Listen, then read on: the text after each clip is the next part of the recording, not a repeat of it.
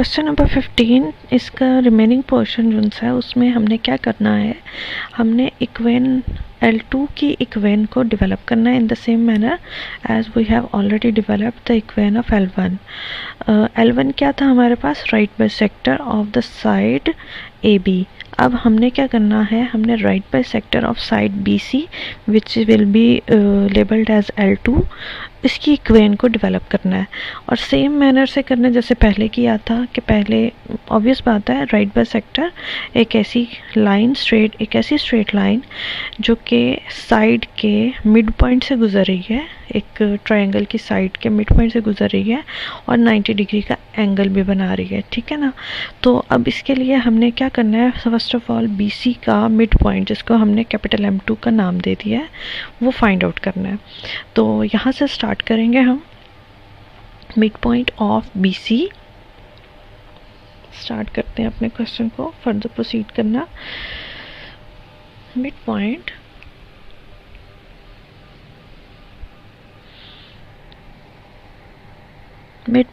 of BC that is equal to M2 और formula वही जो आपको याद होगा, x1 plus x2 whole divided by 2 and y के लिए y1 plus y2 whole divided by 2। B और C के कोऑर्डिनेट्स हमें मालूम है, उनको इस्तेमाल करते हुए इस फॉर्मूले पे हमने फाइंड आउट कर लिया मिड पॉइंट M2। पेपर के पॉइंट ऑफ व्यू से अगर मैं बात करूँ तो मिड पॉइंट फार्मूला हो गया, डिस्टेंस फार्मूला हो गया, ये तो वो ऑब्जेक्टिव के क्वेश्चंस हैं, मतलब इतनी शॉर्ट सी कैलकुलेशन जो सी ये तो आपके पास ऑब्जेक्टिव में आती है, तो इसलिए ये तो रट्टा लग जाना चाहिए आपको कि मिड पॉइंट का क्या फार्मूला है, ठीक है, डिस्टेंस का क्या फार्मूला है, स्लोप का क्या फार्मूला है। अच्छा, जब हमने मिड पॉइंट फाइंड आउट कर लिया, अब अगला लॉजिक हम इस्तेमाल करने लगे हैं कि हमने इक्वेन ऑफ L2 को डेवलप करना है जिसके लिए हमें स्लोप ऑफ L2 चाहिए, लेकिन वो हम मालूम करेंगे, फाइंड आउट करेंगे with the help of slope of BC।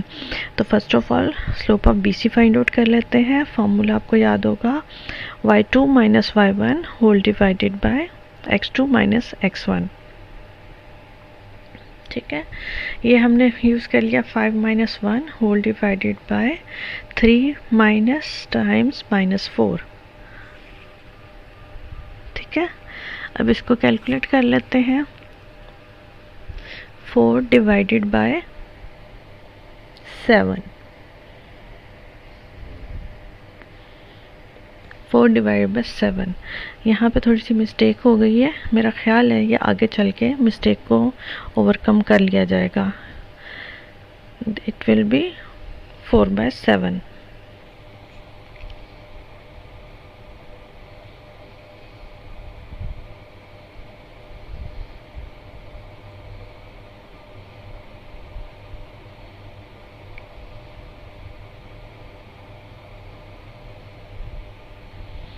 अब हम निकालते हैं स्लोप ऑफ L2 और फॉर्मूला आपको याद होगा, अगर दो लाइन जो सी हैं आपस में क्या था, परपेंडिकुलर हो तो दोनों की स्लोप के प्रोडक्ट किसके इक्वल होता है, दोनों लाइंस की स्लोप का product equal to -1।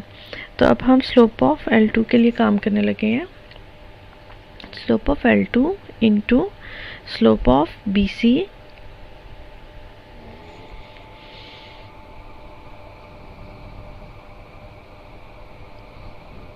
Is equal to -1, ठीक है। क्योंकि स्लोप ऑफ BC तो हमारे पास आ चुकी हुई है, यहीं से हम लोग फाइंड आउट करेंगे स्लोप ऑफ L2। ये हो जाएगी राइट साइड पे स्लोप ऑफ BC को शिफ्ट किया तो ये हो गया -1 whole divided by slope of BC is equal to -1 divided by, ये एक्चुअली 4/7 है, तो इसके बाद मेरा ख्याल है -7/4 हो जाएगी। ये थोड़ी मिस्टेक चल रही है कैलकुलेशन में, आई थिंक सो कि आगे बढ़ते हुए जहाँ पे भी याद आया तो इसकी कैलकुलेशन को ठीक कर दिया जाएगा।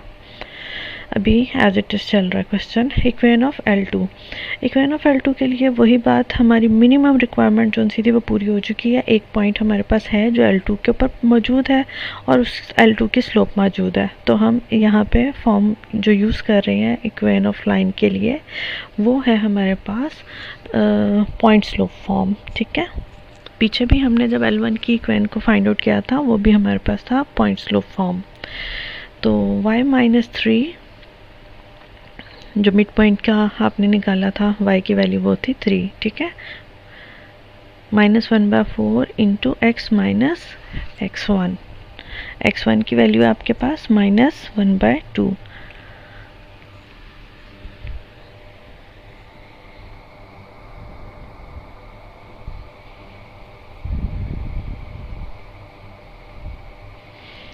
अच्छा, मेरा ख्याल है ऊपर हमारे पास 3 + 4 ही 7 ही आना था। ठीक है, अच्छा आगे चलते हैं। अभी फ़िलहाल वो मिस्टेक नहीं रिमूव की गई। आप जब नोट डाउन कर रहे होगे क्वेश्चन को तो आप इसको ज़रा कैलकुलेशन को ठीक लेके चलना। ठीक है, अच्छा ब्रैकेट फ्री कर दिया हमने, आगे हमने फर्दर इसको प्रोसीड कर रहे हैं और यहाँ से हमारे पास इक्वेशन ऑफ लाइन डेवलप करेंगे और फाइनल आंसर देंगे जनरल फॉर्म में। जनरल फॉर्म क्या थी? ax + by + c = 0। ये अब हम इक्वेशन ऑफ लाइन को जनरल फॉर्म में कन्वर्ट करके इसका फाइनल आंसर अनाउंस करने लगे हैं।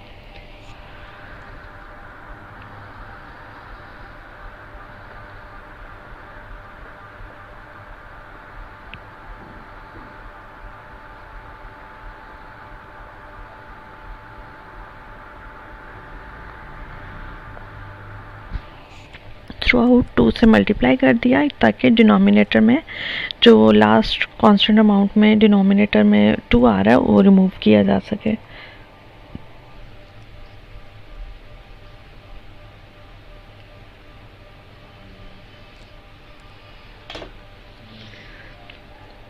इसको फाइनलाइज करते हुए क्या हमारे पास आ रहा है? 2x + 8y - 23 = 0।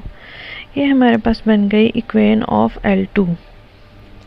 इसको अभी हाईलाइट कर लेते हैं और इसके बाद इसकी हम L1 और L2 का point of intersection find out करते हैं।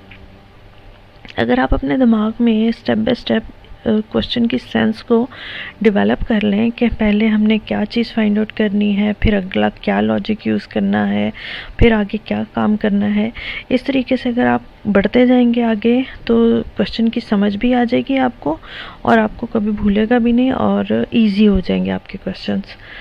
इसको अब हम थोड़ा मिनिमाइज़ करते हैं पोर्शन को ताकि हम अपना अगला काम यहाँ से स्टार्ट कर सकें, जो कि है point of intersection of L1 and L2। मैं बारहा कह रही हूँ, यहाँ पे L2 की इक्वेशन के अंदर जहाँ पे स्लोप निकाली गई है वहाँ पे थोड़ी मिस्टेक है कैलकुलेशन की, वो आप देख लीजिएगा, ठीक कर लीजिएगा। तो अपने क्वेश्चन की कैलकुलेशन आप खुद लेके चलिएगा, but procedure is the same. Calculation में कहीं मिस्टेक हो गई है, ठीक है।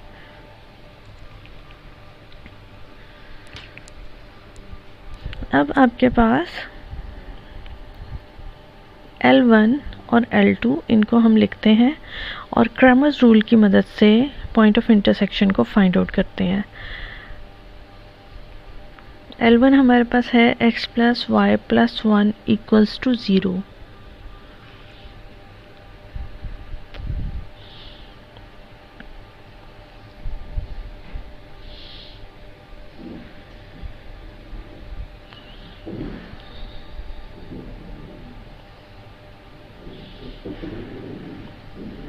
चलें, अब आपके पास आएगा L1, आप लिख लेते हैं यहाँ पे। L1 हमारे पास क्या है? x + y + 1 = 0 और L2 है हमारे पास 2x + 8y - 23 = 0।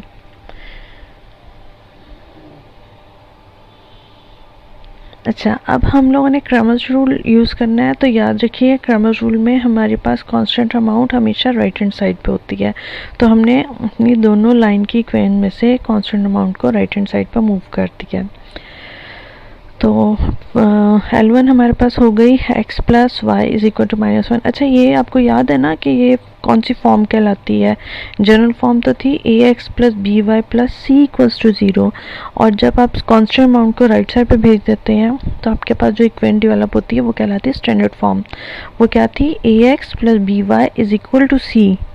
तो ये हो गई स्टैंडर्ड फॉर्म। ये क्रैमर्स रूल लगा रहे हैं, आपको क्लास में टीच किया हुआ है, आपको आइडिया होगा किस तरह इस्तेमाल किया जा रहा है। x divided by is equal to y divide by is equal to 1 divided by 1 के डिनोमिनेटर में आपने डिटर्मिनेंट डालना है 2/2 का। पहला कॉलम x के कोफिशिएंट, दूसरा कॉलम y के कोफिशिएंट्स। x के नीचे यही सारे का सारा डिटर्मिनेंट, सिर्फ x के कोफिशिएंट की जगह पे आपने कांस्टेंट अमाउंट्स लिख देनी है -1 एंड 23, और y के नीचे भी वही कोफिशिएंट का डिटर्मिनेंट, लेकिन y की जगह पे कांस्टेंट अमाउंट्स -1 एंड 23। इसको सॉल्व करते करते हम एंड तक x और y की वैल्यूज़ को फाइंड आउट कर लेंगे इजीली।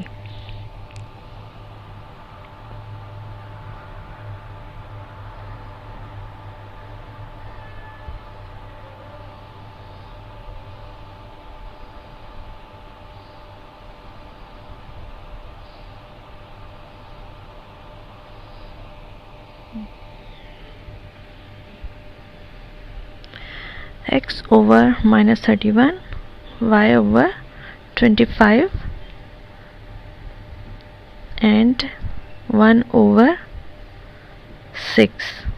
ठीक है, अब आपने x वाली टर्म और कांस्टेंट अमाउंट इसको आपस में इक्वेट कर देना है, और y वाली टर्म और कांस्टेंट अमाउंट इसको इक्वेट कर देना है। इनको इक्वेट करके आपके पास सॉल्व किए, दोनों को सेपरेटली सॉल्व कर लेंगे आप। एक जगह से आपको x की वैल्यू मिल जाएगी और दूसरी जगह से आपको y की वैल्यू मिल जाएगी। बस अब इसके सिंप्लीफिकेशन के स्टेप्स हैं। पहले लिख दिया, इनको सेपरेटली इक्वेट कर दिया कांस्टेंट अमाउंट के, x वाले को भी और y वाले को भी। x को सॉल्व किया -31/6, y को सॉल्व किया 25/6। ठीक है, ये आपके पास आ गया point of intersection of L1 and L2। L1 L2 क्या थे? ये थे आपके पास राइट बाइसेक्टर्स, और राइट बाइसेक्टर्स के जब पॉइंट ऑफ इंटरसेक्शन को फाइंड आउट करते हैं तो वो पॉइंट ऑफ इंटरसेक्शन एक्चुअली कहलाता है सेंटर ऑफ सर्कम सर्कल। या तो इसको सेंटर ऑफ सर्कम सर्कल कह लें, या इसको डायरेक्ट सर्कम सेंटर कह लें, एक ही बात है। ठीक है,